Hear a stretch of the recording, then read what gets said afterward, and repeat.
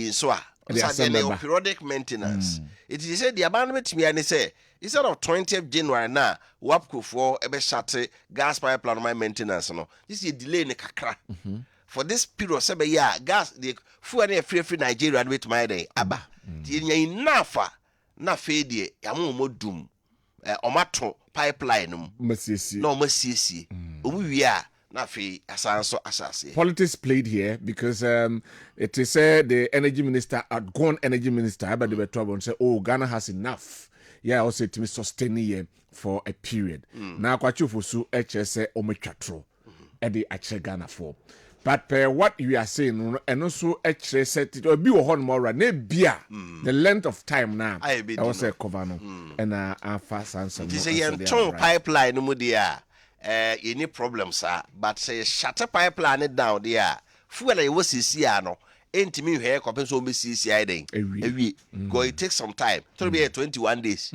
So yeah, it is how need self fuel a power plant now for 21 days. Yeah, that's a doom so no.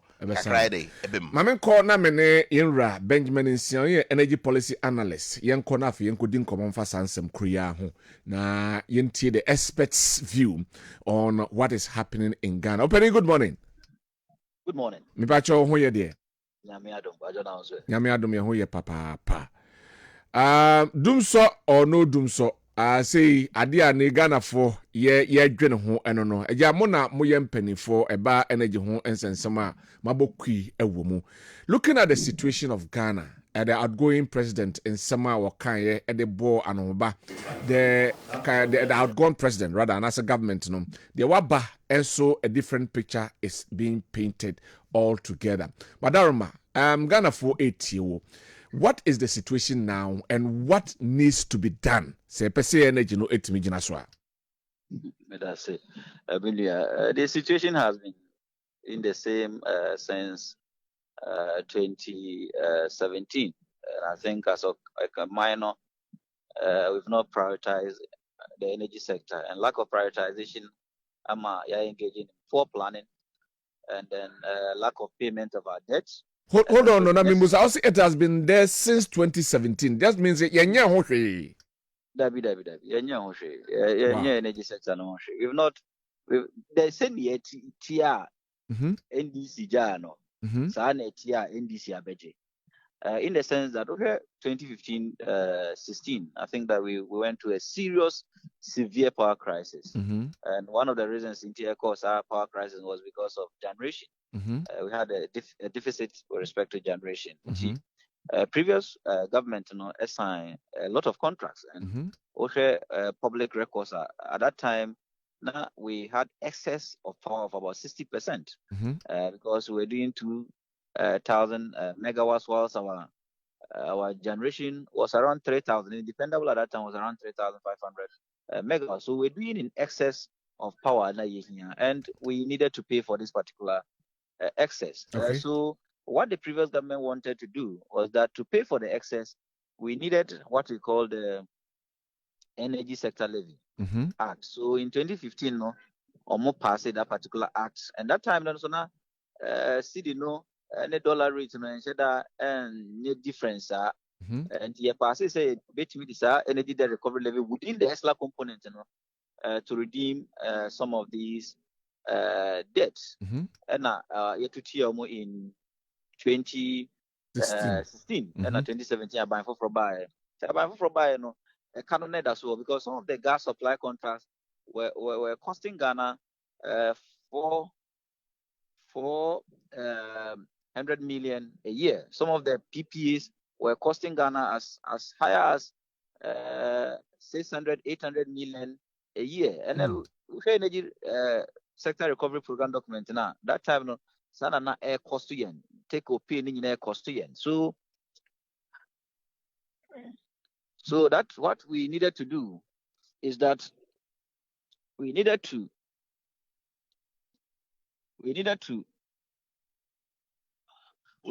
what we needed to do was that we needed to redeem the debt. And in redemption of the debt, the Abine decided to introduce a special purpose vehicle out of the ESLA levy. Or introduce special purpose vehicle, thinking that Betma redeem in 2017, about 2 billion Ghana cedis. Editia petroleum sector debt, because only before 2015 na subsidize petrol and also jaka and I had 1 billion so some of the power sector debt. But abribiano na esla no ebobusia editia debt but ontimi ntwenwe. Okay. And in 2019, you say Kano Air Compound, then Energy Commission and the Ministry of Energy came out with a report called Energy Sector Recovery Program document. Na yepesi yehu ye kan se ne yetie afibia ka se na yebo.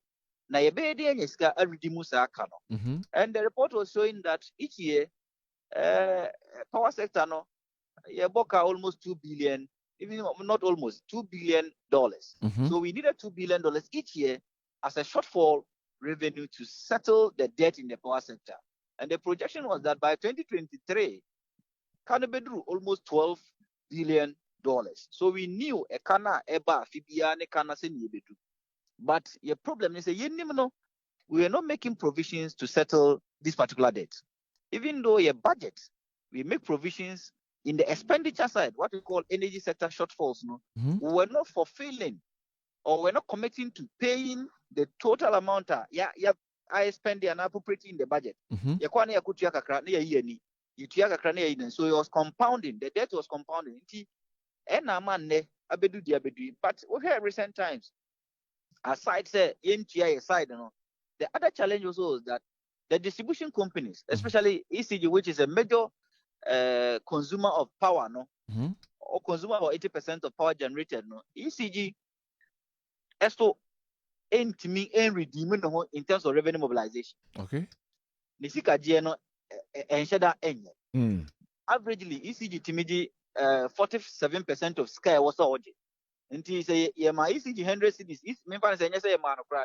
ECG Tia eton Kania 100 cities are also 100 cities, so 47 cities. Yes, 47 cities. Nti abribiano 53 no eyeka edema o my Ghana. So it has been compounding. But my Musa answer na beto aso ho being an policy analyst what could have been done? I betimi yi sanyema we nyina no every one ma emmeye ka and ya compile ya e de ho abra Ghana. So what could have been done was inject financial and operational discipline. These are the most critical points. I will say in ECG. ECG needed reforms in terms of how they sell power and how they collect revenue out of power. Almost retailing of power is a major problem. And for that matter, they instituted a lot of measures, interventions. They thought that postpaid, a problem. So we needed smart meters or we needed prepaid. They started with prepaid, still a very, very problematic moment. They said no, prepaid na buy no smart. Smart still was a problem. So it needed a critical audit of the whole ECG system to know where exactly the problem is. Okay. The problem may not be a system problem, but the problem is a human resource-based problem. Managerial and then as if for political influence and then as if for influence and political influence could be true because government is also a major consumer of power from ECG. Yeah. And consumer and also contributes to the low recovery rates of ECG. Wow. All these are some of the factors that are not affecting ECG to mobilizing. Now in 2023, you say no issue ECG this canons were instead of say audibity IPPs instead of audibity IPPs or this canons were next cano or chichane basa be IPPs and benefiting. So government said that okay, in 2017, the World Bank brought a particular model called cash waterfall framework. It is a cash waterfall framework, I say a referencing framework. ECG is kind of for BTR IPPs, based on percentages are more contributed to the power sector and have say power sector service providers. And they started in August 2023. August 2023, ECG says the private sector power service providers, but not public sector no untia. Nti otua mo so kra na otua mo do Africa na osokola about 23%. And 23% ni nyina eye car e compound ema e wo sector no mu. Nti civil society eye dede PURC ba out e be sanction mo I think in May and almost started so ometua public sector for no so ometua mo kakra mo. But no kra still no muntimi entua full kai also mutua ma the service providers in the power sector. And government also a contributor of the whole framework. No, was also no balance a beka na easy gentleman no. And also on to me redeeming home na otiama service providers no. A buying so entia. So from August 2023 till today, I may know say unless we are December report, but government has not made a PESWA. On tia PESWA, Enfama, cash waterfall mechanism model, and framework no. And all these compounds the debts in the power sector. Intimini and I may know say no. A minimum say power sector debt no, 2.5 billion, which may be on the face value because Southwest are debt now. It is 50-year debt, and as a power purchase agreement debt, it is gas supply contract debt, supply defense and transmission debt. But within the whole framework, no agencies no crack out modeno, more than the 2.5 billion dollars because ECG as of 2023 the liabilities 47 billion Ghana cedis. VRA, the liabilities, 22 billion Ghana cedis. Netco, the liabilities, 7 billion Ghana cedis. WIPA Authority, the liabilities, 11 billion Ghana cedis. Ukamunkwa agency liabilities, bomu aminia. Enyes kasem, enye kumasem na yekai. It is huge. Wow. Yeah, okay, that means there's solution as far away from us now, and there's something we could do. It is far away. I think that we just have to have a whole strategic approach to this with different milestones, with different objectives within timelines they will say achieve. But I think the most critical part for us is to start from the bottom. And the bottom here means that we must start our approach from the discourse. How do we make the discourse very viable? How do we stop ECG from making losses? Sane was started. How do we stop Netco from making losses? Whether profit, that is whether profit and loss losses and asset trade losses, or how do you make them stop distribution losses? I think those are the critical for us now. Yet me and we are now you starting about transmission and starting about generation. I think we need to start to solve the problem from the losses side, tackling the losses. Okay. Yeah, tackling we are after now about middle, which is the transmission.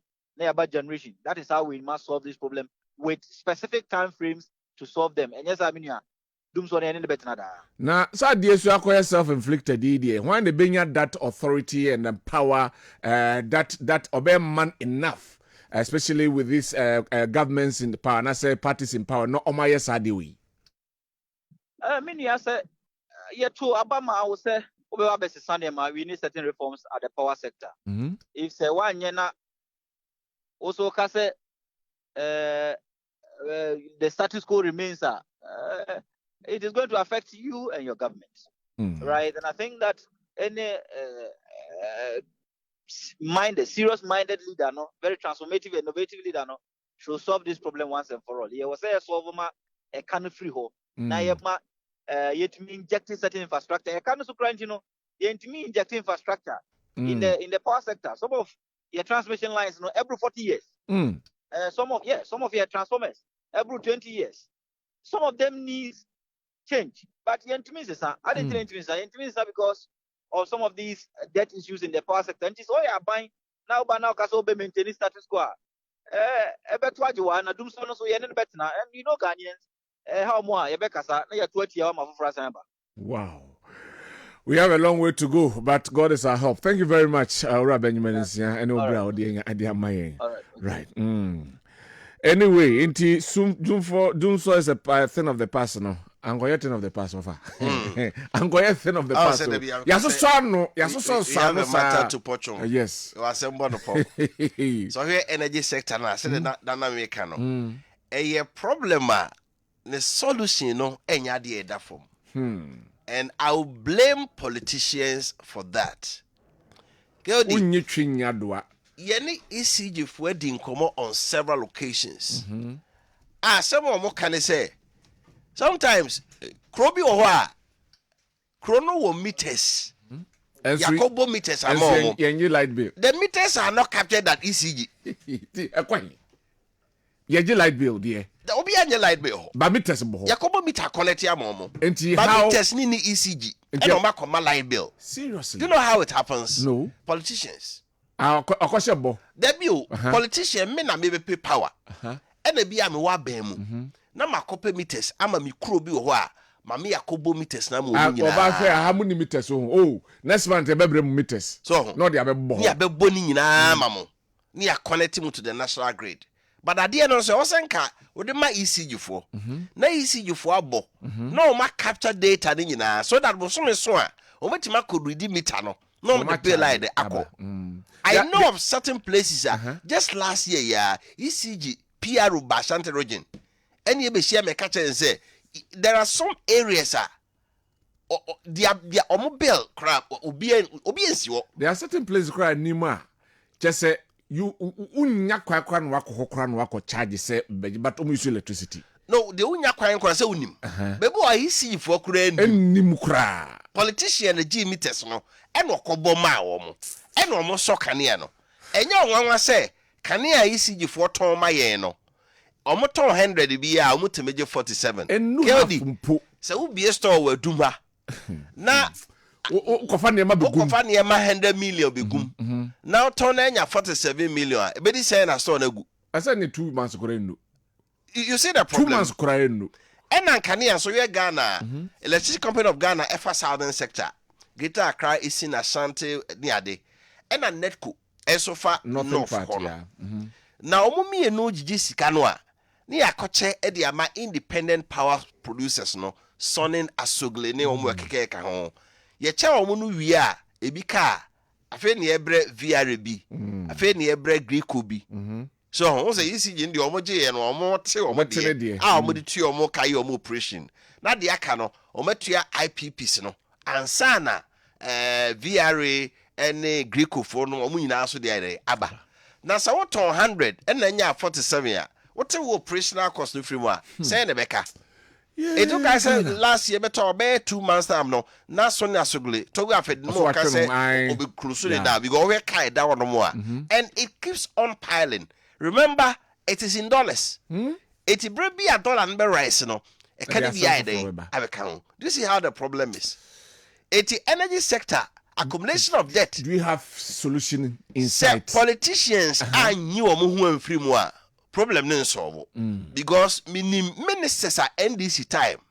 Omubo meters ma omukrofo up to now, and you're captured. And the minimum woman so MPP time, almost hear the same thing. Yenyi politics in free. Enfrim. Near my ECG for nyoma juma and I say power nyoma juma. Two. Power na ye tono. Se see to electricity bill mo a. Wo aba ban better to light bill mo no. You better betiaw. So nim sa. Ades one tum no anya full recovery. Also near was a challenge ni bi wo fuel oil sector. Ye boa kano pawo du baby ne ka da tamara refine ni ade no. Na nya agro. E na ye afede ye di tax be to petrol no so toll debt recovery levy ena kakra ye take kan nyina wieye say ya te wie kra benim but say no ye deregulatory e friend say oil sector no it would ka akosi filling station and fueling station petrol na auto no aban tax so de ono kofa bae no wase ne kan nyina de ne fa so ayde atso aban ka preba en subsidize wo ni nyina wa na utua wade nyina. So that sector has been freed. Yeah. Say yentimi anya saade ne bi e wo electricity sector. Na ye koso aye ne se de ye dia. Ene de bia problem beba. The regulation was some now can a petroleum sector no. Until a similar thing should happen in the electricity sector. Okay. And one of the problems that electricity there no, you betimi solve yes prepaid meters na ye kan ho asem no. Up to now, a considerable number of people use postpaid. If you be ha ke odi kwa ye de ma han o tremo na fie wura betu no a wason kan ne bia oja ho no okọ It will call so behind there. I can't them. I outstanding. One to ya, yentimin connect to me. Wow. And as some can be busy with your home crossing with one more. Almost so can any free. You got politician never more. You see, if I catch or say, some meet an woman almost system. No, yeah. Could do no, but next time, power. Anyway, what I went briefly, now appointments in about parliament briefly, but we say 3 committees. Yeah. And a barbonting. Okay. A business committee, a barbonting. Sanso, another one, appointment committee. And also a selection committee, a barbonting. Yes, I see free appointment committee. Also, appointment committee, no one say president, ministers, or boom, in the vet or more. Yeah. You know, so your information say week we inquiry, you know, not first batch of ministerial appointment here day, so this committee is very, very important. Yeah. But the first committee is selection committee. My before we into selection committee, you know, any year, ever selected various committees. Yeah. The selection committee is chaired by the speaker himself. Number 3. That's right. The number 3 chairs that committee. It will not a tribune. No, so. Oh, as soon as I will buy them, he'll CV. Anyway, I do it to my Hannah quite be you found co business. You found call we handy or more no selection committee never near committee snack and with the 2 leadership. Especially the whips, no, my anti-whip and the majority whip, no, or man, I may say, selection committee, no, so here and no, and I owe business committee, so ha, any war appointment committee. I'm here selection into me, Mubudi, and Brennan T. Your selection committee now, it is chaired by the Right Honorable Speaker, Aban Babin, number 3, and then Honorable Case Lato Force, Kwame governs Abuja, MPP, leaders, and I'll buy and this MPP, Afemun so the power so remember as I say no omede percentage na say proportional sharing and the committee anya say wo ba na na edu atum to ba MPP afemu so selection committee honorable Patricia Apiege deputy minority leader Frank Anodom Pre-host the chief whip NFA Habib Dusu deputy chief whip omumi no and me say so it dey ka say mo fa MPP for mra omo and e ka hwe mo MPP for say we na oye we no nim health no nim we natural resource no nim no do omoko alright and a business committee ba be ehia me pa ye the president I ho na mpese ye de omo no so can no to be be 25 but this time round o so pa I say number no abe very very very short I be kakam say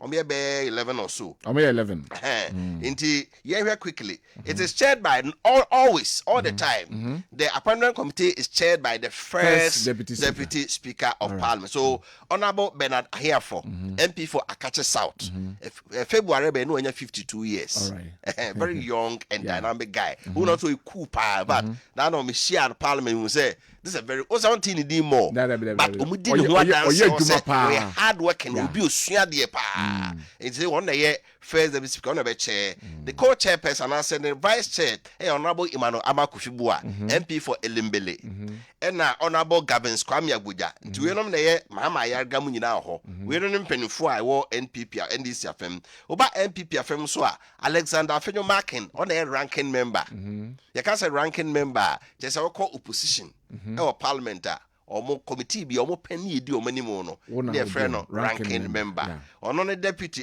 Patricia Page of course that's the deputy minority that then Frank Anodom Pre and Patricia Patrick Abuama into total of 11 MPP for 1 year 4 and NDC for 1 year 7 tina de atiano enti obi obeko bi ara obefam anyway so moto aba at least o manya ino the squad 74 obefam the ever no see o let's what for us to us but I can message Dr. Simon Boating ewa ha na said we me ano nyasem kuma yeba na na have trust ewa ha commensa ewa domi Kwabena pillar 2 say let your words come to school with food. Okay, let your words come to school with food. Hey, free SHS Yamutu. Anyway, special greet. Okay, we hear the ode abano, right? Lawrence Boache Etafro Buche was a near Soren Quantania Unity Oil Filling Station. President Kufuor took over a very messy energy sector, but did everything possible to ensure the lights were on consistently during his entire tenure. So we beg President Mahama to do same and stop the lamentation. We don't expect any doomsday again under his watch. Enough of his clueless leadership. Anyway, we saw Edibia Security. I thank Charles for implementing this because Ghanaians prefer food than education. So no one should complain next time when they see good something. They say they will respect it. They see good something. I'm not just saying. It is respect it as meat from Prince. Okay. Wafapa. So you know politicians robbing Ghana, but you are mute. So if the government invites you, can you show them where those towns are? Anyway, of our dear Ababeto so I say, baby, I'm Bobo Mitano. I have thrown a bit to me. We met them and then we told him. Yes. That's it. Anyway, Musa Beto was His Excellency John Dramani Mahama's swift action on his first day in office, convening energy industry players to tackle the current energy crisis, demonstrates his determination to restore Ghana to stability. These bold steps show he is ready to lead decisively, even in the face of sabotage by the ongoing outgone government. This is indeed a step in the right direction. All right, ma memra aye miaminua Dr. Simon Boating. Na boko de. Nyankopon dum boko. So we mia also ko graduation. And ye graduation. Na so we mia no kra we mia. No kra we mia.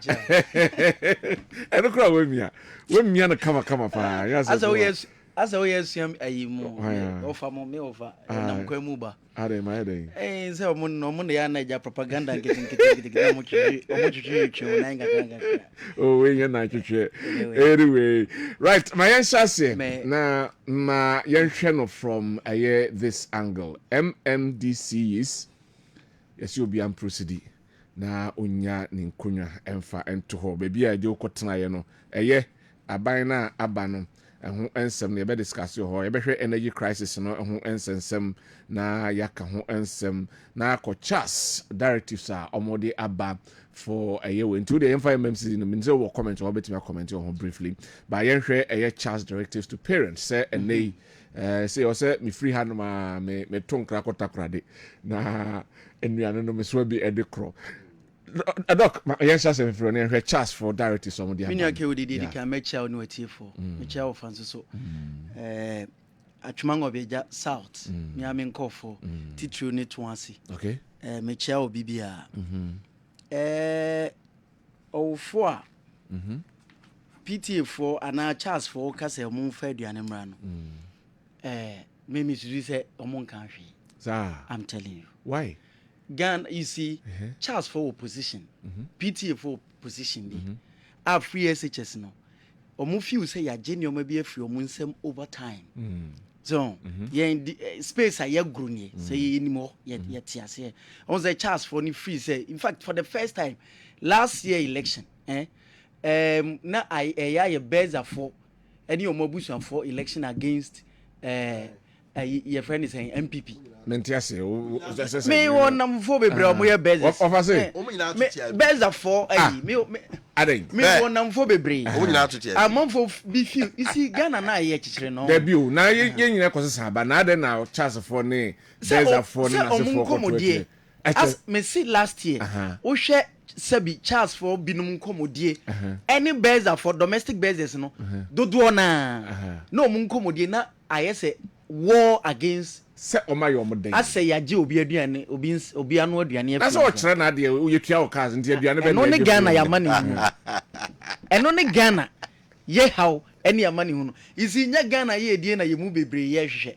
obi o doctor ho no tremu ye because ye de wako tua adwuma no wo ye beza yeah say a year school no for to sign in asefo nyina wo na hweso na toto niema wo ye wadwuma wo ye head wo institution hwena to school no ho niema na adesuane all the other way ne nkoso na afi yakoto aba osidient ye wakoto atia hwan sesenti me see ye kwakoto aba no me ma sorry lady bia me ne ye fine ni kunu ye MPP ni gase pa or ye popular because we di beza o schools akese bibra bia me boni din kra be me won se me nua ba one Saturday ye ho PC NDC PC ba asori ho a ayi NDC focalist ne gumi nua ba yi ko so ya so MPP ni MPP ni gase pa enti obako na me say ne nua ba na de na asesa mo bae and first nka mi kunu ko a what did ayi bebre ba afa na mate nkomo na say afa first na mente ase and mo bae wo kwa o de nsa pan okay na che say kululu niam bi koso I'm telling you ye nyina say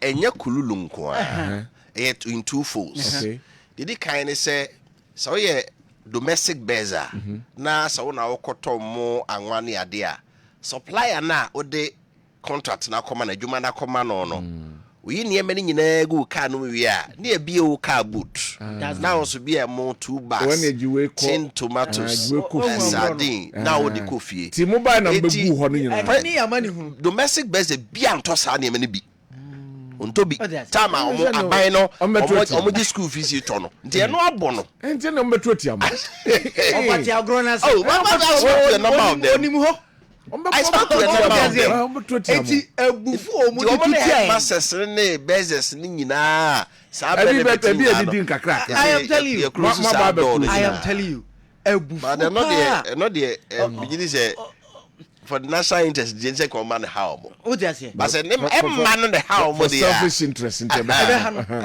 o just say and these people no influence and you don't go because shenkofo be brainty or friend ma me into aba or friend and that professor Spencer from was elevated voter some of us who influence and no elevated voter if it was something that could have managed that why couldn't you have managed it na M1 and as who say na M1 the system of education space be yeah wo history or Ghana ho anything yeah the Cocoa Board scholarship buy na yesinka akurasi ni bia ne maame dokoko ni nana dokoko ewi ase no na esi wa obetimetu abro ena ne ba enya scholarship na koko wura no kra wote fankamawe ayi kontomre ntabanu na onya bi me sa space on me yanka na PBC ayi CEO honorable Seboache former MP hey honorable Seboache no na chepa o I say dey akokra ogina home but what they say it in that space no ono na se bi oyekurase na etoda na oba ha na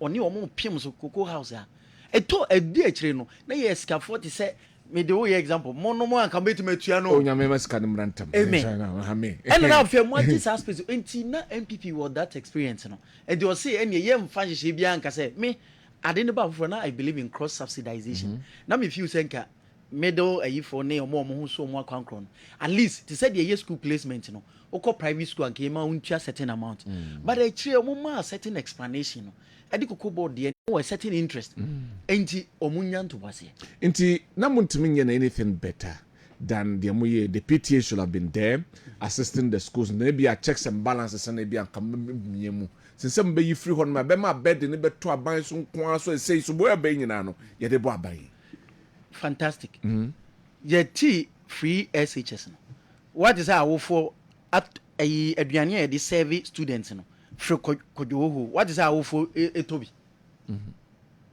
but what they say gone where the days yes no mutua boarding fee yeah but what is a PTA as a body no omutobi me nanka me conclude nanka asema meka no say going forward say PA no na PTA system no krabe say amba empanimfo ma o moni nko because hona be cash cow man kofu bi and I am telling you me see minimum obi a obeje ne community no unrelated to Accra in any way interesting ti ono abeje Accra no akopa admission ama no nti ni ba wa ha ne wo fa se wa ha wo ye PTA you are because of personally it's going forward ni say PTA no kra no ye be se amba mama ye very careful na me say ka asem no hwe SHS aduane mama ye su exaggerate ni omo SHS aduane eye papa da ben wenye ne papa no nko no o say we eye the complaints e ba say no eye one way diet emwa mo nko akadie eni ho eye bura there's no other way or kanene de at least ubenya mo ubenya bro ubenya niama kakra na de kaka ho but this time no assign affecting no negatively that is what people are looking at well omo kan I know I have no to argue to avert the omo kanenti nenye by say dem chese asay kra no but me argument ni say over the years we hwe nkofo conversation na ayese free SHS ne ba ye no na this animal but SHS aduane Now the one niggas and akodi. Oh, ne epieda. One niggas. Epieda. Me pastor. And kana yenim de yo no ye no. What does it? SHS aduane no. Ye ma ye jollof ni na ye di jollof but ne papa ben. Okay. Ni se. Eti me ti say jollof ne si ho na. As ya hwim kwan. What you point na say? Eti me ti say SHS aduane no ye de hye. So ye de hye free SHS. Basa kamu ye ni kakra. Enka sa hye nka mehye ho. Say ye se edan ho paya. Ena abo bi atimi wura ho. Ana mebo anyasa no penfo ka no. Nti dan ho paye no. Ena se ne yefa ni nyina nkobom. Nti ye kan wo kasa mu sei. Bezafo omenya problem. So they will rise against it. Yeah. Headmasters omenya problem. They will rise against it. Now they will paint a picture outside. Emma aden na enye kura say enye kura so people will talk about it. Enti mu ye no ena nka mu ye ni yi anka sakasa we nyina nka kwa akoda no baby. Ye no. Na me charge your training college, Monica's training college. Na aduane no enkra ne ye si ho a. Na ye ni unza honzo munya allowance kakra ne ma. Ye ni na aduane ne nye de until say last year or last 2 years. College Sensac, a non-teaching staff association omonso include kitchen for no call strike and 2 weeks aduane no omujai no aduane na so munni no agurati ho na me hu se say aduane no so wonfa so omudi pa ma afro me satem na me quality assurance me principal frame say was report on the effect of Sensac for strike na me twerk man ma afro mango unsa jaman bonzo de mango afro mango mango so ewe hwe adewe mamu me mfa ni agro na free SHS no sabi duma abeduma hiafo na do so se ne skafo na ye kono wo pese ohun the importance of the free SHS hwe percentage na etimi ko your friend say SHS before the inception of free SHS. Okay. O dey say any nei wona etimi ko maka no wa fidie su da free SHS nti ene ma ayi made ene wo pe kwa bonti ko ka kire yen level yi ko se wo ko pe obi baba ne na kotena because obi baba e ko school. Yeah. And that is the effect of free SHS. Okay. Enti said the etie bia no eye. And common na ye di wo ho no interest wo ye penie but mamu maye ma no nye very sensational. Mamu maye ma no nye ahotadie bi. Okay. Any personal interest binti. But ye nhwe se oman ni ye die me say srempanifo se kina bi kura ekoba se yesi PTA any aban so aduane no of which Ghana ntam kese ho no ni kwase e ko free SHS no sa aban so obeya wan kase oba be yi wo see double track no empo na MPP aban e de ba wie no oba ba be ye free ho eno ho na ye hwehwe se obeye enye se obeye se owufo ntua bi because that is the biggest investment. I keep saying this. Enti ekoba say in a way there should be a review. There are certain things like uniforms, any certain our for and far. Wouldn't need have help. Kemwa. So say mfan say akufo ado aban be fire uniform na opam uniform ma yen kwalai omo outing any nkone bay ba kwala ne koskua no wapam check. Ti opam check no na ke man school uniform ba ku bi na opam ka ho na nka emwa in a way. Oh, maybe na me tie off. Me no ya agreeing to some extent. So, ye ma awofo no mfa bi. Uniform no ye betima momafa but hwe ade na ye ka no me si awofo bi ohun. Ghana saa nkofo na omuntimi na awofo a obetima ga jo say school fees ni de metima tua na de ka ho mintimi tua ani tua akra ni nko school fees ni onyai ahonom no. But nyama kakra na bia be bo kakra no eno de be man kofo bebre age agu nti na nka de me de ka ofade no ne say ehwo no nso ye nhwe the socio-economic background of nkwana eba no edi ye hwe no se KOD ba o papa ne hwan Kumasi journalist kese o fa ne hwan o fa Kofia Pia waji space yafa wono sa no na waji space waji media space over this long period. Mbaja dia say mona mo search socio-economic background ni nyina no ne aka say oh multimedia but ufri hin o me maame free sabi bedabo wo ye de adwuma nye se bedabo no teacher ni ana wo ye yi o odo de adoben enye se kokofu kura but ne 1 acre aduane bi eno de aban na ntoaso enye because free SHS na sankofu no ɛyɛ sankofo no na minim say nyina ya tiase wonim say school na bebo ama yenom ama ye ne president Mahama timakotena class say nye school a unya saa kwan no because baby omunam no different from baby ayenam pastor dey say it is free SHS no ɛyɛ sankofo no nti ɛne ye de buy okay anyway, you can say honorable Ebenezer Krioko from no former DC such a central Babe Kayensa. You can say Obabe Kayensa, Wafa friendly. Now of entrance and Pamcho. Yeah, as an of Ebekasan, Israel. May advocacy of our bread.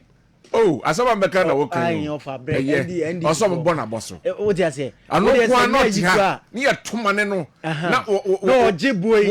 O shit time say BBC na nsia obekasa. Ni nyina no akasa wo fati ha. Say board bia. Wo fa ness and this for anhwe ma ba bia sha. Ye nyina be so reti. Ah, ye ntia say. Board papa we. O kede nyina am so omotie. Omotie. Why you duma? Why you? Nyese be MPP ni. Ayi say wa ma me okofo akoko frempon. Joel. Mama akofo. Okofo. Eko frempon. Wa wajine. Yes baby this in there watrada da. 8 good years. This in there watrada da. Of our bread. Onko de mpanyifo nhwe na omo reward na wayɛ adwuma wa santemantam ha nyame bɛkyerɛ mpa wɔfa yɛhwɛ ɛyɛ phrase kyɛ Charles for directives ya mo de aba abonte sɛ nei awofo mpɛduane ɛmfa nto ɔmo ma no ɛwɔ yɛ school no na nyɛ saa de a ɛsɛ de ado sɛbi apologies to ɛyɛ nya yewura ɛyɛ sɛ ato adwa fampiri to breme de eduro no kusi boafo right enti mame je wo fa se boaten wo se yapon ane e kwa na yesa bom komo esa sa na ma chen se me wo fa se we u kan say na wo kwa kan say na manage ne ho you know obomoden ama na bai ti said the co-position AGS ni me ile gigire mu a ya fe ya bai aba no so be gigire mba do we dey wan be check akra o sa said the eco no a you know minority no sha o be prebre speaker go from micro the esa ni e speaker so o from no mo furu bebrebe na especially Dr. Baumia e na manfo to abati ano pa ye stand this ni pa be to abama Dr. Baumia de enye dwumada right anyway but yemra e so ye ade ye hwe ye nyina ye ma ne o me de bra ye he free na na kufu ade se no ka wogi ho pa free senior high school e ba nyina me nyango bi afi na me pension bi bia ko bi oh okay na the entire make us a pension bi no only last bet one no e mu twen be 11 years okay nti last bet one no cry a lawyer practicing lawyer e no buy wo ka sa hwe obi kura be ka sa ofri ba bi o me am ba sem na make me me yire akozua brago e ba sem na make right over mani chirem na mami chirem anya so obi ka sa ni bani masamuka mani chirem na wo ho me wo fa se kan ni sese wo mo lose elections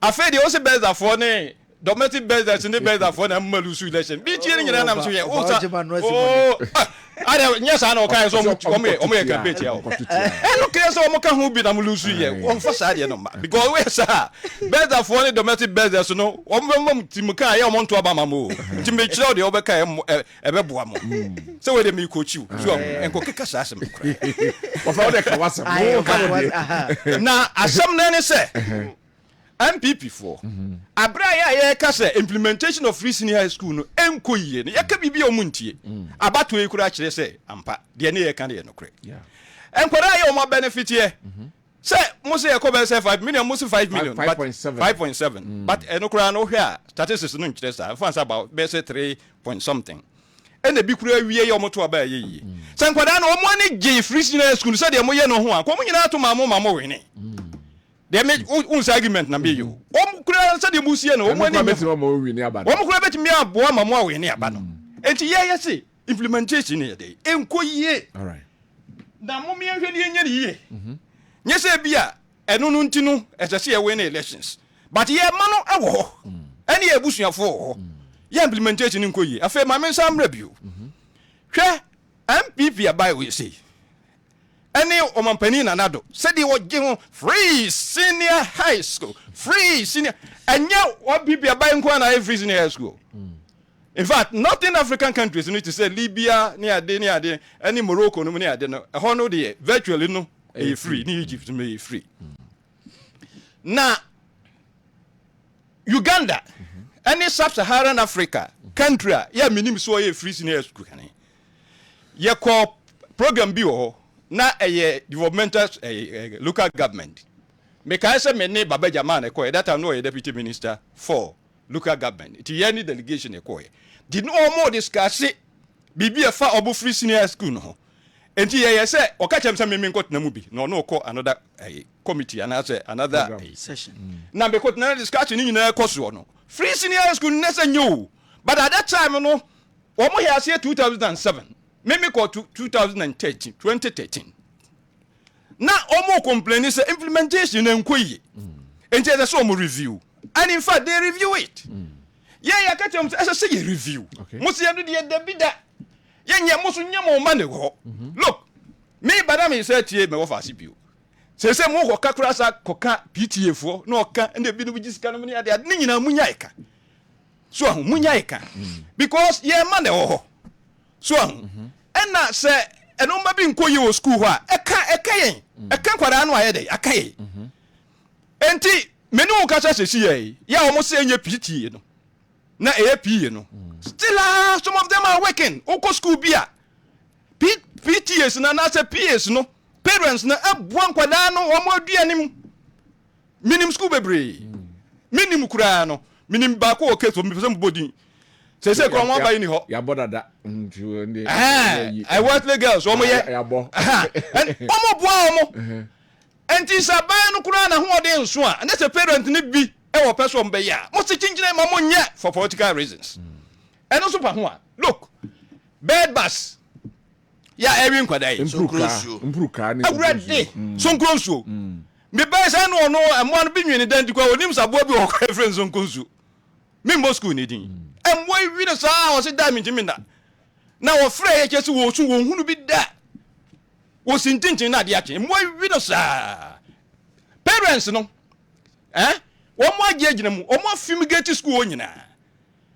enti aban this kan ko de be enso aban anye na se parents nso on be ya mo se nso ye mamo nye ofa ba musa o se so ye mamo nye ebi o hon mama parents ni ye does it mean say association no and tutu ma na ebi ankomu tu ni ye no me aban discussing ka bi o hon man ke be jai ama parents no aye aban no so on pene ye wa ban mo no na ye nim se PTS no ne wo ka ya se bi no yizika kra ehunwa nam no ne ade wono emphasis we no kra there were certain mo kwan mo ye ebi o hono ma ye se obeye bibia talk with the PTA parents association no na omne aban meka na aban entrance the question am busa no say PTS no ana se PS no e ba bi o hono ma omanam no omantu ne ye enti na ama aban mo because omdo ma no tumu yi a ebia bibi o hon manka aban be twere se ahade momfa na monyo ke odi what Ghana ha me nim ba bia ya wadwuma am so ye teacher ni ai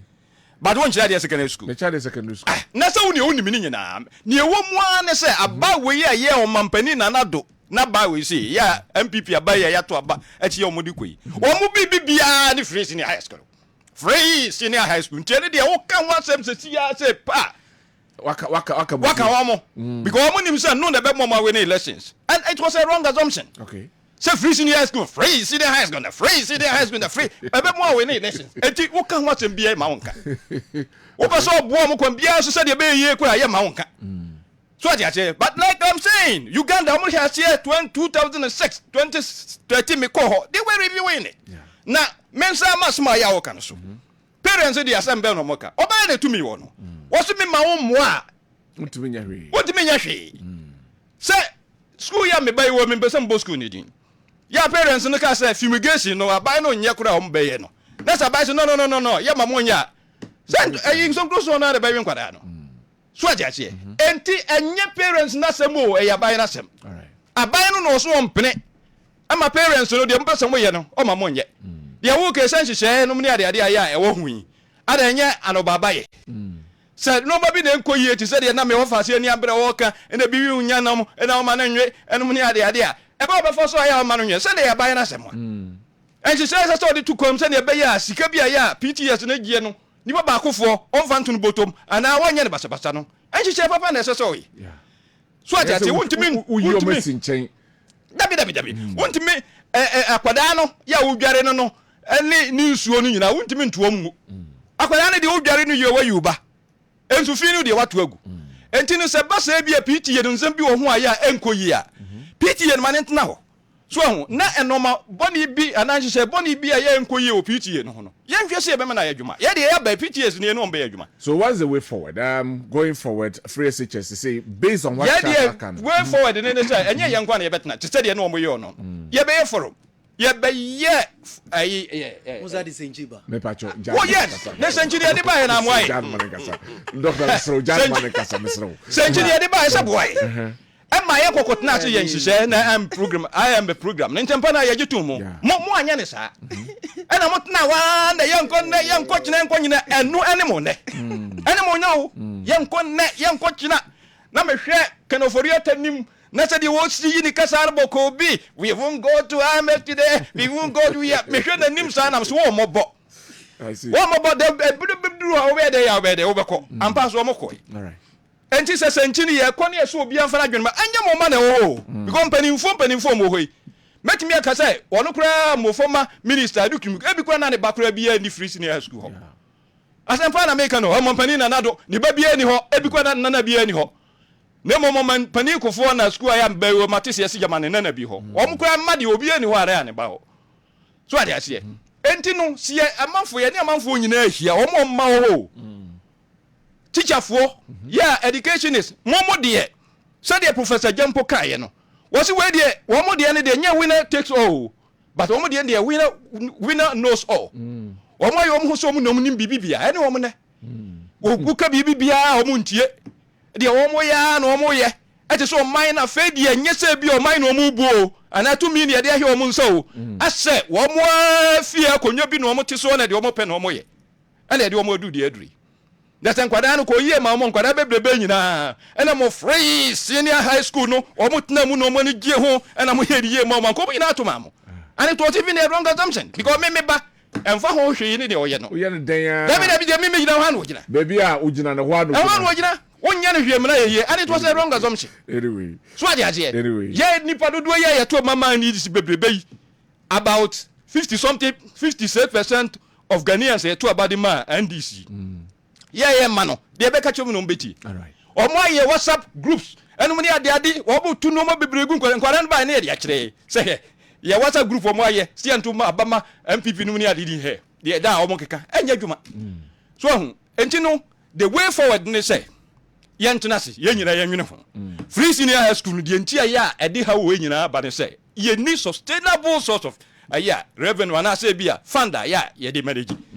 Yan nasin ye hu kwan pa ye betimi afa so ye benya sika ya de bebo ho bra ye nyina ntasin ye nwene ho ene kwan be fa so ya ye beye all right sabi nyansa ni ba ko fu otirim Minister of Education ye dukumi amanfo agene so agene juno me no da bia na California da bia obeba TV na California wonu nti sanka manko California kran kam yere be wonu nti California ampa da bia na da bia obeba dukumi beba TV su bia radio na California na California na de me so wonu nko anti California kam manko hanga yere be so na so no nya California sem de ko Ghana sem de ka kwa be fa so ye be ye ene ye ka watoto papa so bebre what the California I'm telling you because one only emphasis no was on secondary education but oko basica and no maybe o hwa ya kan yanka moko yesese mo boye yo say and in this day and age akwada be ko school no obutu ho e form na e twero and abehun sade no my wo koko you good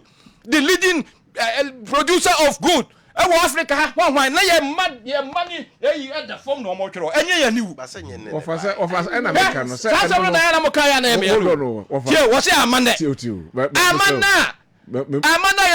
fi ba ku na yakomie no say wontimi nwie ni so nyina ne wontimi nwie ni nyina na ye hu de ye wo ho okay because anya be Professor Mills time no schools and the trees you know why eliminate about 6,000. Yeka. And the records are there. And also the another improvements about a basic education and they buildings almost see crime more than before. I know that we try the whole kind of yeah, basically, you know. In class, yes, saying, and we're to me a CV. And I can say, Kakra, because in class, you know, be the form. Okay. Now, who see Dia Cassia no, Cromwa, then Gracia with the form no, equity no. Anyway. And no crown a minute in Yabino. Bomodiana, Crash, you be a baby or better. And baby, yeah. School there bet the money when you're better so. And Sana and Croma Cassiano, who bet side that way was it. A whole crown a minute in Yabino. Anyway. So California no man is a Ghana dear. I think I had a full. Anyway, best about for Hona Yabe energy sector no na yaka honsem. But my main kind messages in the Kakrana banana for Yemra. Maya ewo kantin chrono say lamentation. And all the emoji will be a catan in the back. Maya not saying. Anyway, good morning, Kyodi. MPP reserve this doom so to tag with JDM propagandists because of power. They always want to bring the nation backwards. They and the media have started, but we are watching. One for the Mau, also Edia or the Abrayan. Evangelist Abel Kankam Bwedu, aka Teacher Bonti, was Antiachum of us. Good morning. Good morning. Our presidents are not the problem, but they are appointees. Big ups to my okay. And also Edia or the Abrayan. Sekeo, good morning. Odeno Trimude Hene Nana Bwaje watching from Hudium, but I can see Ghanaians don't want comfortable living, but cheating each other in what we are interested in. The evil in some Ghanaians is dangerous. We are all watching from ourselves. Greetings, okay. And also Edia. No. Or say, where did NDC get all their supporters? In fact, their behavior is un-Ghanaian. They should be called to order. Ghana doesn't belong to them alone. They should be reminded that power is transient. President Mahama should make sure he does not return Dumso because that has been his trademark. Good morning, Kyodi. Strong Amedu. Okay. And also Edie Enono. Right. Yemra energy sector. Nafi Yentre Eho and so. Dumso looming, or what can be used to avert Dumso.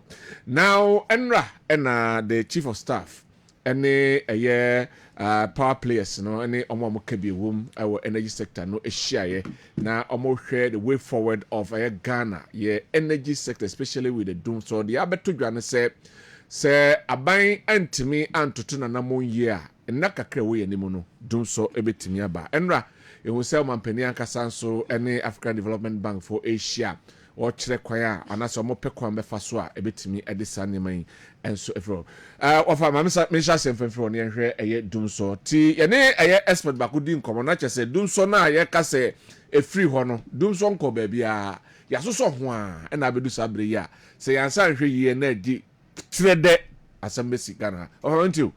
Well, but the energy expert in the car, you know, I want to be free. Oh, now, send you Sika 7 no, never century muno, Uchilimu pa, na, me meaning baby, Ujina. A do baby no, you know, trash. Look, Ampa, ye kono nekadao. Now, so I be a curano. Ye nim say a cadao, fan say, doom so, and now say, energy crisis not by, you know. A normal you teach you, and na. A day side in the by the Edikano generational capacity in the and over the years, they are not capacity no, not to me engine return. And yes, or the free say generational capacity no, Nisha. A honor energy expert no Kai or what may be free. And I and this your capacity to produce 3,000, but you produce 2,000. Yea. What's it? You the ability to produce 3,000. And I said, it me produce 3,000, but not, and I said, you also use 2,000. They produce 2,000, yes. Right. A day and a crisis in a buy. I'm so would mean, say, generational capacity in the nation. A cosomo, and a one, a few drew baby near so, there be a cosomo to me, and my, the assessor my, and T. M. said, Rolling Tam Crampono, or no, he has said, what they. Your friend is saying thermal plants and I'm near the day, but on my panic for so buy and also for but this is it in another recubri or Kaka Masem. ɛna ɔmampani kufoɔ yɛ n'adwene sɛ no ɛsɛ buidam yɛyɛ wɔhwɛ aseɛ wɔanwie ɔmampani mills ne baeɛ a yɛ wɔbɛbɛto asoɔ ne nyinaa no nɛ sɛ yɛhwɛ sɛ generational capacity no ɛna yɛbɛma no ayɛ kɛseɛ because it's but yɛwie bui no koraa no so no na kyerɛ sɛ still a na nso enti ɛna dum so no ɛhɛ aseɛ sɛ ɛba ɛna ɔmampani sese yɛ ɔte hɔ His Excellency John Dramani Mahama sɛ dum so yi ɛsɛ sɛ yɛso ano once and for all because ɔmampani kufoɔ brɛ so no ɔmampani JJ Rollins brɛ so koraa dum so bae ɛna ɔmampani kufoɔ brɛ so ɛno so bae na yɛ ma no ntena hɔ saa enti yɛsɛ yɛsolve problem no once and for all enti generational capacity no mfidie no bi na ɛsɛ yɛde bɛka ho sɛnea ɛbɛyɛ a ɛbɛtumi aso yɛ ɛna ɔde baeɛ no na ɛsɛ sɛ yɛde private sector ka ho o nyɛ sɛ bi aban no ana ɛkɔtɔ mfidie naba enti private sector no ɔmo generate power no a na yɛn ayɛ dɛ yɛtua ɔmo ka na yɛne ɔmo ayɛ agreement na fei ɛkɔdu baabi no ɔmo deɛ na ɔmo de aba no kurampo no sɛdeɛ energy expert no ɛka no asɛ ɛdɔɔso ɛsene deɛ ebi ayɛ hia but unim na saa brɛ no yɛ export bio enti yɛ NDC for yɛ plan ne sɛ boro so a deɛ bɛboro so no yɛ bɛ export afei yɛnya saa adwene wie yɛ no ne yɛ se we no deɛ ɛyɛ deɛ yɛ sɛ si yɛtua ɔmo ka akwa bɛn na yɛbɛfa so a yɛ yɛbɛtua ɔmo ka ɛne yɛnyɛ ESLA energy sector levy yɛnyɛ ne yɛmɔ foto a yɛ yɛde bɛto hɔ saa foto no a yɛbɔ a yɛ yɛde to hɔ no ɛne sika yɛ ɛbaa mu no sɛ ampampa sika no yɛ adwene si yɛde tua ɛka no a yɛ ɛda hɔ no a yɛ anti na meka sɛ papa no ka no tra no yɛ ɛda hɔ no a ɛnka sika no koraa yɛtua wie dadaada na betumi atua ama na tumi tui ne nyina firi eyi saa ɛyɛ na kɛkɛ lapses na betumi atua ne nyinaa despite all the lapses but problem wa ya ɛba yɛ ne sɛ ESLA no MPP abaye no mampani na nado betna akonnwa so no ESLA no ade a yɛ sɛ yɛde yɛ no sɛ yɛsi yɛde tua energy sector ɛka no ɛna rather no ono adi sika no ekosi awowa about 60% dem so ya we ohamu chichemu aduesia ekosi awowa so okwa akwaji sika senka sika no kura wagi ye kura na ka dada ho nyina na odi tua ye kura nka ebi kura nka sa brei eka ne ni ho but wa anye ne sa wodi fa etua bi na de aka no wodi ye de ope ba sika nya ba abai botomu a anasa abai futuo mu a de ope so wodi ye no ono ani mu but de ekosia ne se eka no wan fa ntua but de ha dwene kura ne se foto no a ya bɔ no a ya esi ye tua sa aka no ohamu nchichemu aduanan pe ɛna saa bere ɛbɛtɔ abai futuo mu yɛ ɛsɛ sɛ yɛdi tua ka no nti bere bia na ɛbɛba no sika no ɛhwa enti ntimi ntua ka no sɛ ɛyade a yɛanka ɔmo amfa nkwankɔ bɔ bosia na ɔmo amfa nkɔ yɛ yɛka ne sɛn collateral no twi no akosi awowa awowa no a ɔmo de ESLA no kosi yɛ no awowa no a ɔmode saa fotuo no kosi yɛ ɛne na de awo wa nyinaa ba de ɔpɛ so ɔka no kura bia no saa na ɛso ɔka no de ɔpɛ so ɔka no kura bia no saa na ɛso ɔka no because saa fotuo no sɛnka wɔ hɔ ɛna yɛmfa nkosi awowa de yɛ ɛno so anso nyɛ no 2037 ɛna saa awowa no a yɛde sika no ɛkokosi yɛ kɔgye bosia no 2037 ɛna besie na look at this ɛde ba adwene kura mpo ɛna ɛba abai ritiri mu a ya wo ye saade no me dwene ho kura me nte ase abai waba ye ma wo mfie enan na wo bre ekwa wieye sese mfie na no ya sato aba me mfie nwotwe wo bre kwa wieye ba susu mfie be se waba no mfie be se du achi because 2025 ba next year 2027 ansana sa sika na wo de kwaji awo no yetimi atua wi na foto na ye boye no ye pese ye de bibi a yetimi de aye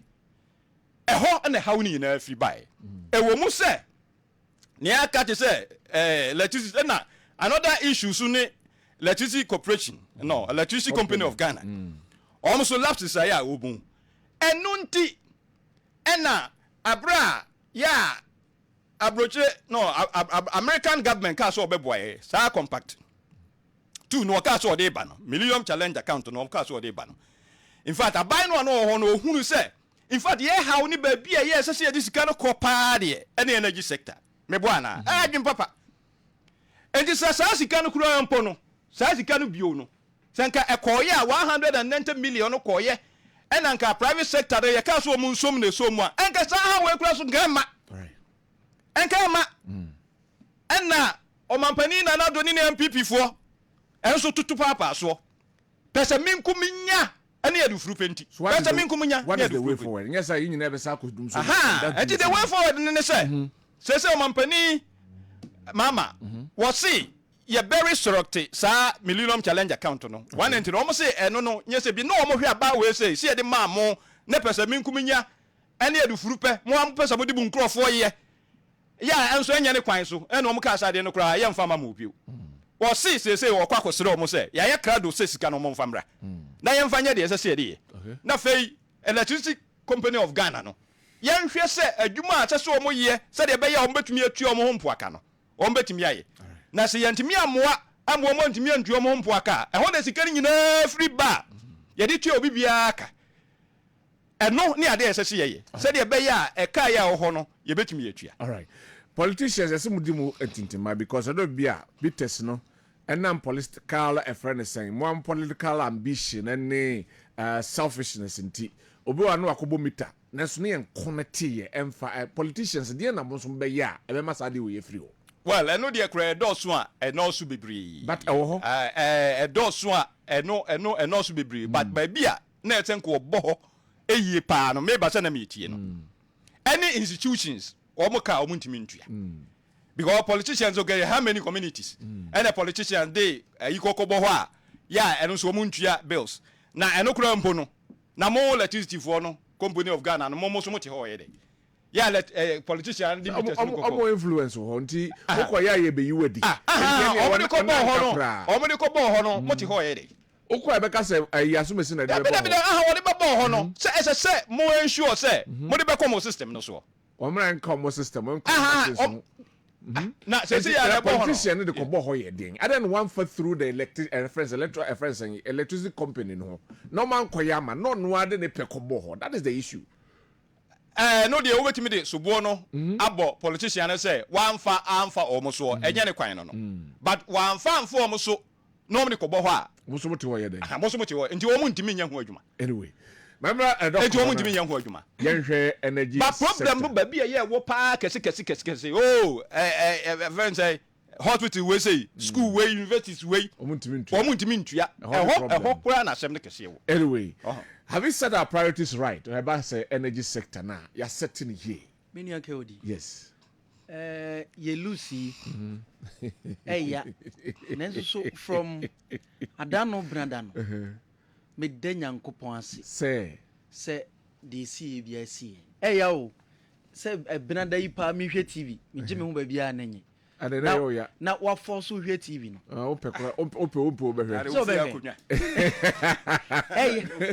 ya say ye Lucy I saw TV no wa dey out me dum no just one hwe enye o hwe so ya but me da onyankopon ase anything said the SBS here me free inauguration no na ewie no me the light nse because inauguration ewie na light no once and by inauguration omo ye fantastic o share arrangement speech bibia kama but there me say me da nyankopon ase say nkunimi ko fa mo afa no e wo inauguration na se ansa na me the light se munye beba no eye asojafo a ye frɛ omo ba ho eye Burkina soldier ai president awabay Niger Mali and let me say this you see how confident and arrogant the guy was walking on the carpet of democracy.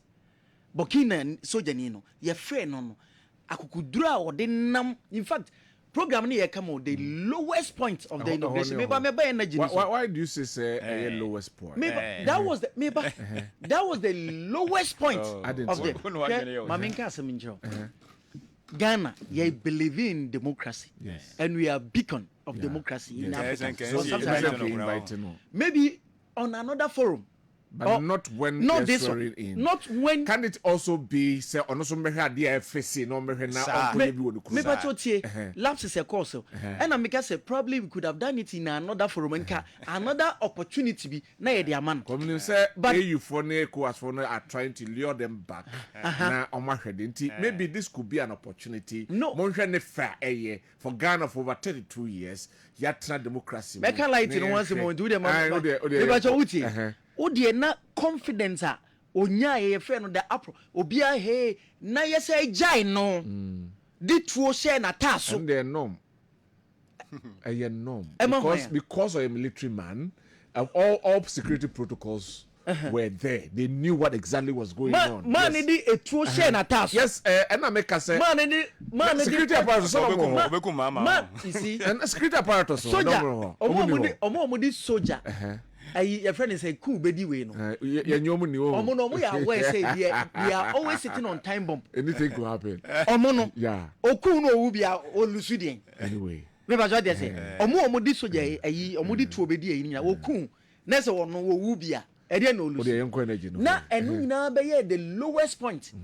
Na me ba ye papa mahama asem so ye ja papa yi ma ne de akukudro soja ban ben nante confidently on the carpet of democracy e gu ye de no ye inauguration animas no. President Mahama very solid speech. Very solid speech. In fact, in his speech in a whole paragraph na a whole section na on faith.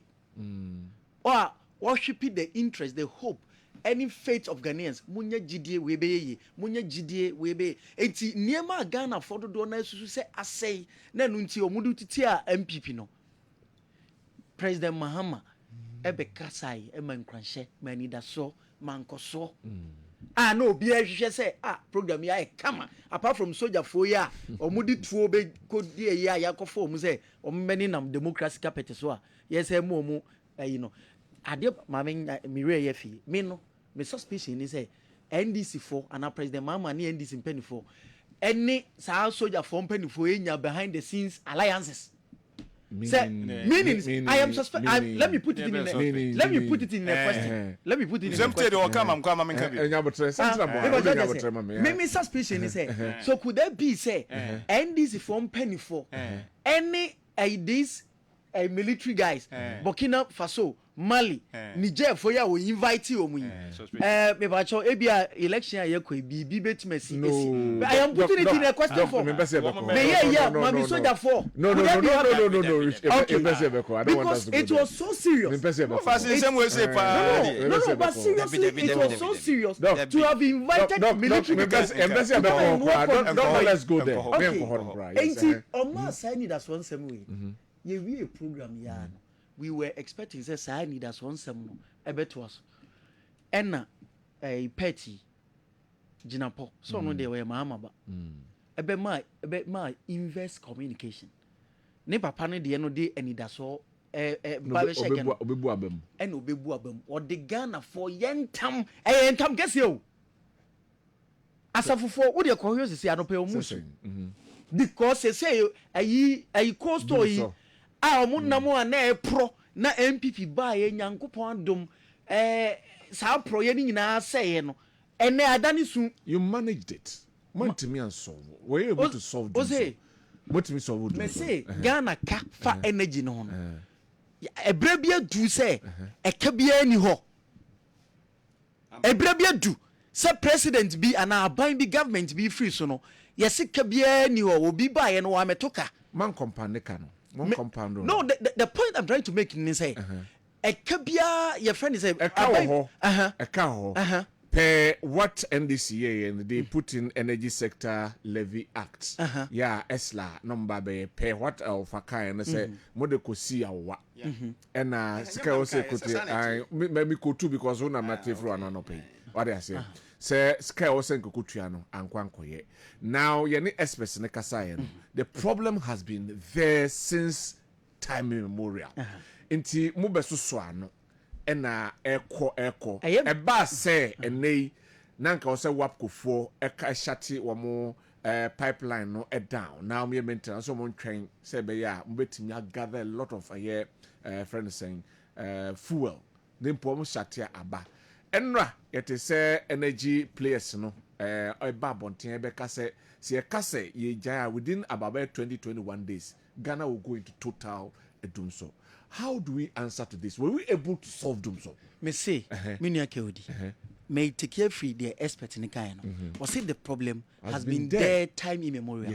It's not me bisa say aban be free so I was say Ghana your energy problems nyina ma solve na me hand over. Say no categorically say must solve doomsday.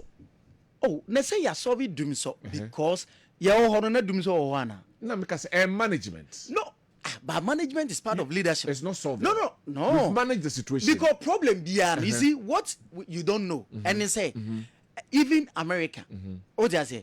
Omu system ni we no. Omu ko recession mo and sorry UK. America for the omu free muntem. UK ko recession mo till last year. July. Then on year the free mo. No. A gradual process. Mami Musa MPP say, what did you do in the energy sector? Ne yebeka say from and ne yakoi be a bear sometime. Yebeka say mudi amayi nti Ghana freedom so. Let me make this point. Who deal with governance? It's science say governance a social problem. You need perpetual solution. Oko yuka the more economic issues a more strong economic management but the wow multiminya recession and no be no muko mu no. And when you are dealing with social problems be bear to miss at any time because there are certain outliers broni beka and research because outliers are who take certain decisions are won for when inko but betima be bo afre mama won akere. My question say what did you do in the energy sector? You bet attribute to the MPP say we and amoye enti Monsumu kakra mo de beboa energy sector no enuni. Proper negotiations, which is part of leadership. Okay. Other thermal plant, I no cry yakibia bekumase just to serve northern sector. Those are the areas I want. No, but you see, yeah, nan kofo take away negotiation. It's part of leadership. So MPP buy no problem na yenye beto yen. Seganaka you need that negotiation, you need that negotiation skill as leaders. And the problem of doomsday no persist inti mama yen take away negotiation as achievement or as a skill. Na and so we managed it. And I'm saying the governance system no. But they say you solve some. There are some you have to manage. Okay. Because you are dealing with social, you would have to manage because you can't give perpetual solution. What do you mean? That's a problem. We must solve it hard throughout. Emma, your friends, you ain't problem. It is a we expect say our model leadership and so you see meeting and Romani African Development Bank here. Any stakeholder you energy sector. Nanka may expect you say some meeting no be koso before the inverse communication of Jinapo. Sam komona Jinapo bedi no. It was needless in the first place. Okay. Totally needless because President Mama many that's one somewhere on his speech anymore. It's one can one idea. And I ye dina enrano. Some meeting our Money African Development Bank ekoye no baso. And they taught us what na ye hu sampa. More bad for business. But you know, the omu ye nyina ye and omu komodi omu dini nyina for free SHS. Efa energy ho. Efa nioma ya makeke ya mse mo mpeno hai. Nyina ye nioma omu prepare Ghana for adwene senior biso. Say dia dem no dia adwene so. Biti se dum so betimasi nti uti asafo aboabo ho. Uti kejeti aboabo ho. Eti se sia enye ye NDC for. Mbazo dia se. Dum so no uti asafo uti kejeti uti bebia. E ya ba etwemu no waye niam yi. Na waye. Okay. But you see enye no na ye ka ye di na omo wo so no na ye wo so no omo de omo ka se bi ne ka so ye start free mu a omo se enu nti ne de amamo no because udi ade a you inherit assets as well as liabilities.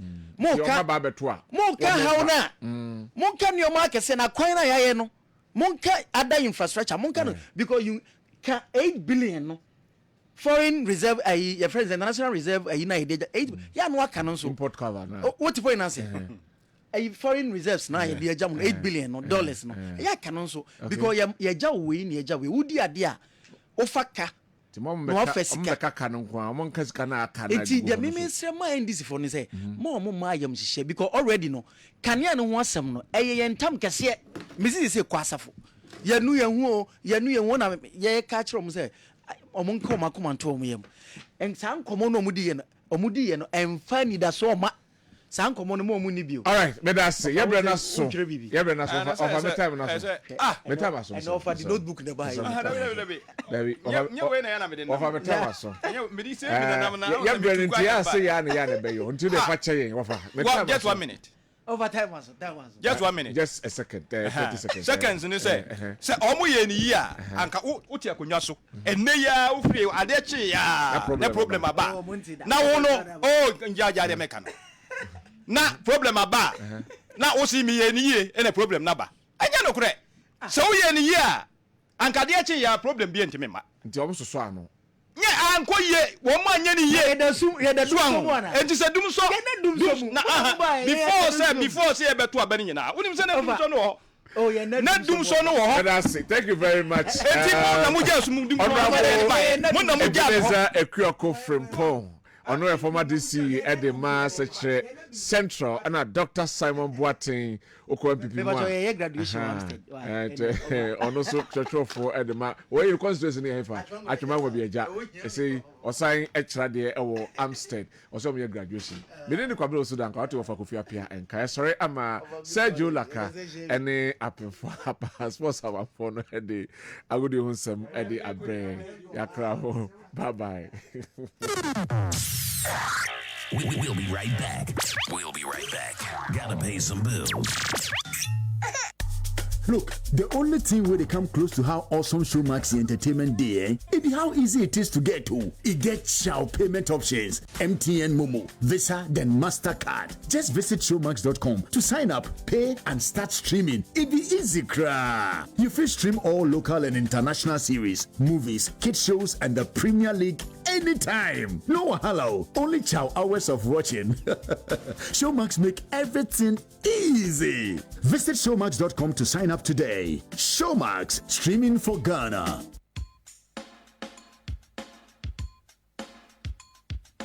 Idwomima wedie meka jinchiri mu ye keka wa adwesu ha se wa frem kire me na me nso me nko hobi me nka nchiro bia onso mama srin capital letters metiwe kwota ni kura mi hu bida wo kai se akwes ede me ko bank bi ama omu ko bu mi fa so ma me sika nyina ayiraye no na obedonfuo bi a kire me multi credit bank me ne won 19 fie dionunum ni nanu ya fie dionunum me ka me kire wo 25 years na free bra me de me ho bo wo mo besin ne me se na bra bo asesa kura ane free se banza me ni wo madi dwuma nyina me ho se multi credit no edamu so nko e nko na multi credit me se o ma individual loans so wuti we obetimi ama besi asese a mo kam ho bom na mo yeku a enu group loans no o de be ma ko ne bra sem bia nim hi na me hu sa multi credit fo no hwanyansa na me fa we se nka ho ade bank bia ye bia multi credit ye bi na services ahodo a wo mo render de man krofo nyina multi credit ya wo tua hye kire se oye ni free kire se SMS alert ya yenya nyina wo benya ye nte wo hye eye free bank ne wo he fa kire me ho o ma bie branches e wo Ghana ha ba bia kire me ko twan gina ho ene ye kwasia de ne wo nya adwuma beje wo mo number 0244176901 0242951118 and 0208190592 Multi Credit Savings and Loans Limited. Customer satisfaction is our priority.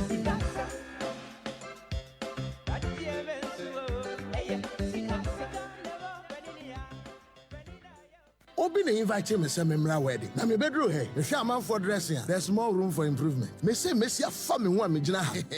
Mr. Ultimate mo. Me nya kire wo say wo wura Ultimate Fashions mo. Refrigerando, Kenneth Cole, Max Fendi, Perry Jacob, and member chefs papa bi. Italian shoes, slippers, sandals, khaki, material trousers, office wear. Enye na wo. Enye member nko a wo. Ema die wo. Ema nyoma ye sheko wedding, party, engagement. Brands from across the world. Ellen Trace, Adriana Papel, Jones New York, Tehari, Kessben. Any baby keka se mo hia mo ho sa na se mo da na di sa no a mo nda na di spectacularly said ye be ya enkrofo be hu se oh wodro no edi mu wedding gown kolanta de ni nyina wo Ultimate Fashion o mapon wedding no Would you take comment here, Bamiho? I like your dressing. Medasi. Abrantie, why you do? Oh, thank you. Hey, why for now, Barabe? Oh, Debbie, Adum here. Kumasi Ultimate Fashions, our prisons runabout. Accra, opposite UTC. Ultimate Fashion. Beauty is our style. Hey, boy, another Robert Jina, my semi here. Semi here. Akwabena across some CC. Oh, go away, you. Akwabin take me, Mamma Kume, who free. Pani Bobrechi. And I'm telling you, for would you tea? So, per se, a drop of papa or man, who could tabudi crate free suku, papa, a bayagia tumu, Ubekamwa, Mamma Chero, baby crope, Kessben driving suku, or the move been driving school. Ah, Mo, a bemesa method this.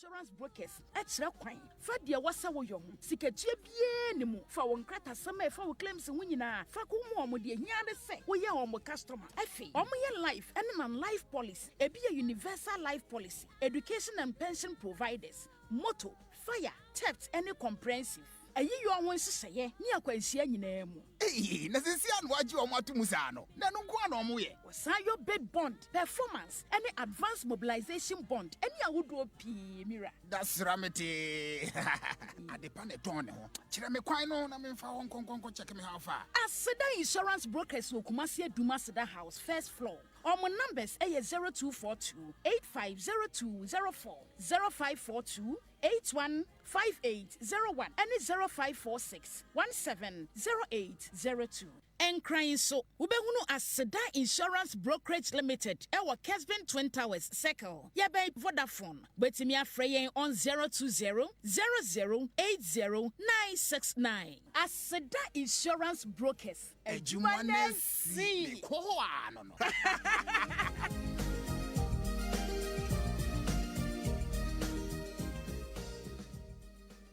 Hey, Bema, she said your levels don't change. Freshness ne kunsano. Bema, me huwa mameni aje. Hey, sena unemployment, ema ye hunu Bema. Aze, arukodo. Nche me mo top up no wa Kessben University College o. Ma ona me internship at school ne de ma mwenti. Menya highly practical working experience. Papa, wa buam for a great job placement. Umataya. Mubwe Juma. Kessben University College, dear. Some Kamechrel. So for the best tertiary education, look no further. Choose KUC. Say Kradia. Yasis Samukra. Aside our main campus, and what contingency off Lake Busumichi Road, you know. Yasanso the ultra modern city campus with state-of-the-art facilities. Abe Kamo. Yes, city campus, you know. And what a doom Kumase. Now, and none ama part-time. Any weekend school.